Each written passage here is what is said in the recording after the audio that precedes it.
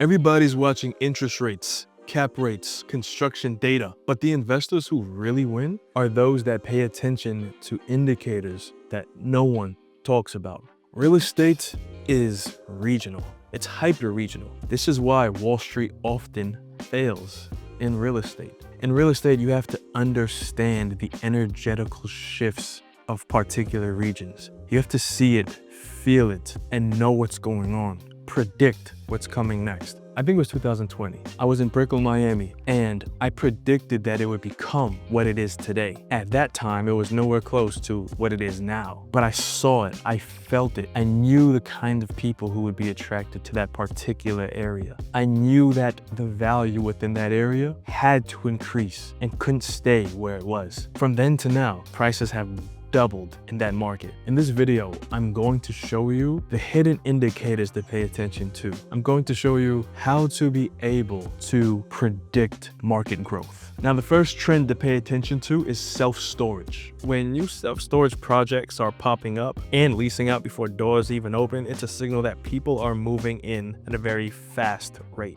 Drive around, take a look, and see where new self-storage projects are popping up. This means people are moving in. Do you see RV and boat storage filling up? That's a cue that higher income households are moving in. The investor takeaway here is follow the new storage pop-ups because they are seeing household trends before city planners do. You then want to pay attention to the third wave of migration. So wealth first moves into major boom towns like say Miami or Austin, then into nearby suburbs, and finally into smaller towns. This is the third wave of migration. You'll see country clubs with wait lists, boutique hotels packed midweek, and out-of-state cash buyers buying it. Something else that you'll notice is the same kind of people who you saw purchasing in those boom towns, you'll see them in other areas of your state. For example, if you drive around Miami, you can see what the money looks like. Now, recently, I was driving around another town in South Florida that is a good distance away from Miami, but I've noticed that the people in the town are starting to change a bit. I noticed the same people in Miami pop up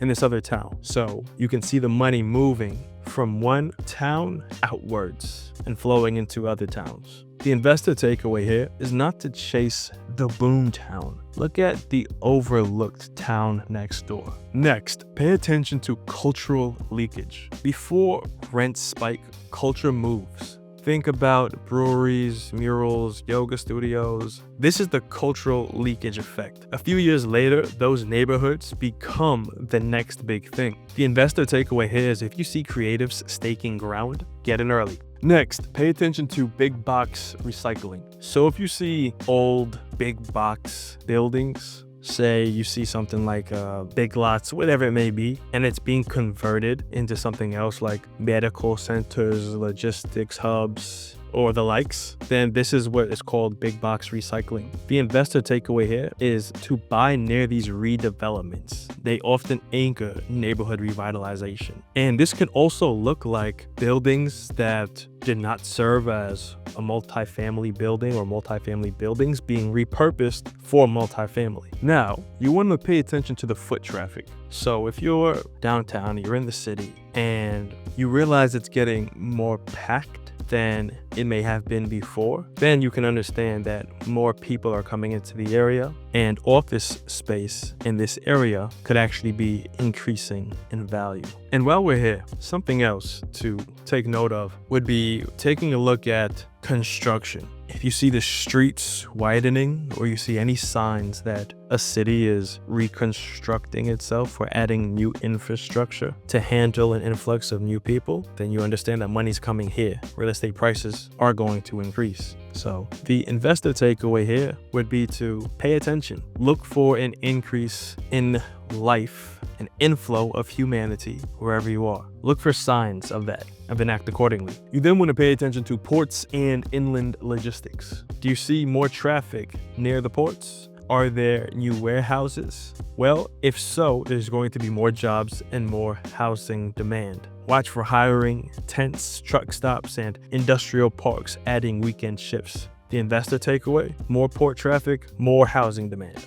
You then want to pay attention to premium grocers, gyms, etc. Forget Zillow. If you see a Whole Foods or Equinox come in, if you see a Target, Starbucks, they have already run the numbers. This is the signal. This means that this particular area is increasing in value. It's also a bonus if you see EV chargers at empty storefronts. The investor takeaway here: follow the premium brands. They are the best validators in the business. Just when you thought we were done with the list, I actually have a bonus for you because you have stuck the video out. Now, here's the bonus. If you are driving around and you see an area that is being developed, you see new homes, new buildings popping up, well, drive until you don't see that new development. Maybe you have an area that could use some redevelopment nearby. Where do you think the money's going to go next? You guessed it, right there. So that is another opportunity for you to take note of. In summary, the best investors don't just follow economic